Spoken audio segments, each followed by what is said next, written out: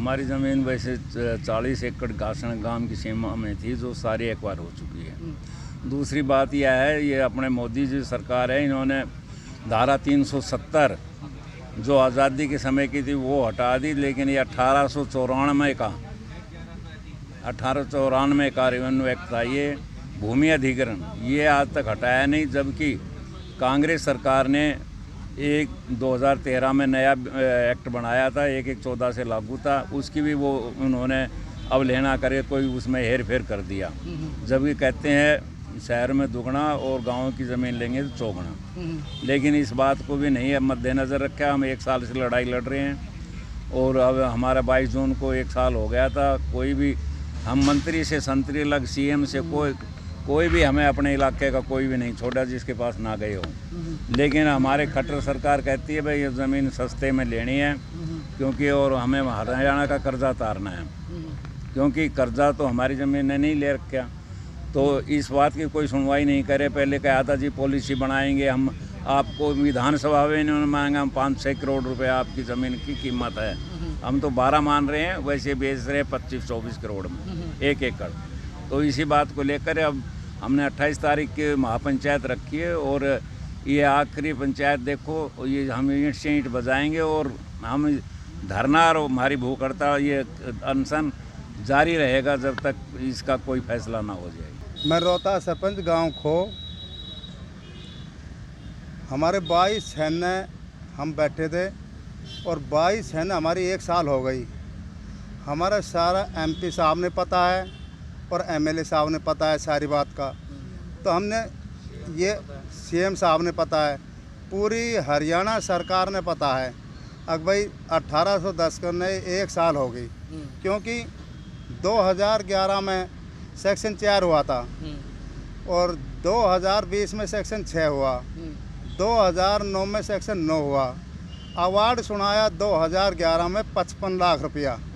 आज 55 लाख रुपया के अंदर गुड़गांव जिला में ज़मीन मिला है, तो हम 55 लाख रुपया सब भाई किसान भरण के लिए तैयार हैं और सरकार हमारी ज़मीन ने छोड़ दे। हमारा तो ये कहना है कि नहीं, हमारे 5 भाई अनशन बैठे हैं, 6 भाई बैठे हैं। आज इन्होंने 5 दिन हो गया, इनकी हालत गंभीर हो रही है। अगर इनका कुछ हो गया तो सरकार जिम्मेवार है। मैं ये मतलब कहना चाहता हूँ सरकार को, इन 6 भाइयों का अगर कोई भी तकलीफ होगी। बिल्कुल, आप भी लोगों के साथ के जुड़े हुए लोग हैं, क्या आपने किसी मंत्रिमंडल से, क्योंकि आपके यहाँ के कभी बीच में रैली भी कर रहे हैं, सरकार के लोग भी आ रहे हैं, नुमाइंदे भी आ रहे हैं, क्या उनसे आप लोगों ने इस किसानों को लेकर के इस तरह की बात रखी है उनके आगे? रख दी। फिर क्या कुछ उनका नेतृत्व रहा कि आप उन्होंने हमारा सही बुझो ना, तो ये कहा कि भाई तुम्हारा हम अच्छा करेंगे। हमारी ये थी भाई हम ज़मीन बिल्कुल नहीं देंगे, 18-10 एकड़ ज़मीन हमारे, इसमें बहुत छोटे किसान हैं जो 1 कनाल है, 2 कनाल है, आधा किला, 1 किला है। और हमारे ये किसान सब भाई इतना गरीब है जो कि अपना भैंस भूस बांध के गुजारा करने वाले हैं। और वह हमारे सरकार हमारी ये कहते हैं कि ये डीलर है और ये ज़मीन है ना किसानों की नहीं है, ऐसे बोलती है। हमने अभी कमेटी बनाई है, इसमें छटनी हो रही है, इसमें ये हो रही है, इसमें ये हो रही है। मैं तो सरकार से हाथ जोड़ के रिक्वेस्ट करता हूँ, अब भाई हम 55 लाख रुपये जो अवार्ड सुनाए हैं ना, हम किसान सब भाई 55 सरकार ने देने तैयार है, हमारी ज़मीन छोड़ दो। तो जैसे अगर 28 को आप लोग कहते हैं महापंचायत भी करने की सोच रहे हैं, तो क्या कुछ निर्णय लिया जाएगा अगर 28 तारीख को सरकार आपकी बात नहीं सुनती है तो? 28 तारीख को हमने महापंचायत रखी है, जितना इलाका की हमारी सरदारी आएगी, जो फैसला लेगा वो हमने मंजूर है। क्या कुछ निर्णय की अभी कुछ ऐसी है मन में कि अगर सरकार नहीं सुनती तो क्या कुछ रहेगी आप लोगों की तरफ से रणनीति आगे की? हम आगे सब भाई बैठ के कमेटी हमारी विचार कर रही है, जैसा होगा वैसे हम 28 को बताएंगे। और कितने समय हो गया आप लोगों को अमरण अनशन पे बैठे हुए? क्या जिला प्रशासन की तरफ से या कई मंत्री की तरफ से कोई आधिकारिक तौर पे आप लोगों से मिलने का आया है या कोई आश्वासन दिया गया आप लोगों को अभी तक? नहीं, मेरा नाम महेंद्र पटवारी है और मुझे आज 5वां दिन अमरण अनशन पर हो गया। हमारे पास कोई नहीं आई, 2 पुलिस वाला आके सोचिए और प्रशासन तरफ तक कोई सुविधा नहीं है। क्या मेडिकल सुविधा आप लोगों को क्या उपलब्ध करवाई गई है? क्या अभी तक कोई नहीं आया हमारे पास। तो अब आपकी क्या कुछ मांगे हैं जिसको लेकर के आप अंदर? हमारी मांग है सरकार हमारी बात सुने तो सर, 1 साल हो ली हमें इग्नोर कर रही है। तो क्या कुछ अब दोबारा से आपने कोई ग्रेसी मीटिंग में या कई मंत्री को दोबारा से कोई लेटर लिख के दिया है? सबको लेटर लिख रखा है, सबको पता है, हाई कमान से लेकर लोअर लोग तक सबको पता है 18-10 एकड़ का। तो क्या अब सरकार आपकी बात नहीं सुनती है तो क्या निर्णय रहेगा आपका, क्या कुछ रणनीति रहेगी? निर्णय यही रहेगा, हम मर जाएंगे तो 5-7 और आ जाएंगे, क्योंकि हम तो आन जल तो करेंगे नहीं। हम मर जाएंगे तो 5-7 और आ जाएगा, कभी तो सुनेगी, कितने को मारेगी सरकार। देखिए इस 1810 एकड़ का जो विषय है ये सबको पता है क्या विषय है, इसकी सबको जानकारी है। हमने इसकी हर जगह गुहार लगाई, प्रधानमंत्री मोदी से लेकर मुख्यमंत्री मनोहर लाल खट्टर तक हमने गुहार लगाई कि हमारा उचित न्याय किया जाए, लेकिन सरकार हमारी कोई बात नहीं सुन रही है। हम बड़े परेशान हैं और ये 1 साल पूरा हो गया बैठे बैठे यहाँ पे।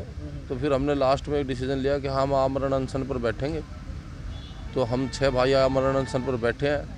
अगर सरकार हमारी कोई बात अब भी नहीं सुनती है तो हमारे 6 के बाद, क्योंकि हमें तो मरना ही है, अब 6 के बाद फिर और हमारे भाई 10-12 भाई तैयार हैं, वो भी बैठने की तैयार हैं। देखते हैं मोदी सरकार और खट्टर सरकार हमारी कितनों किसानों की जान लेती है।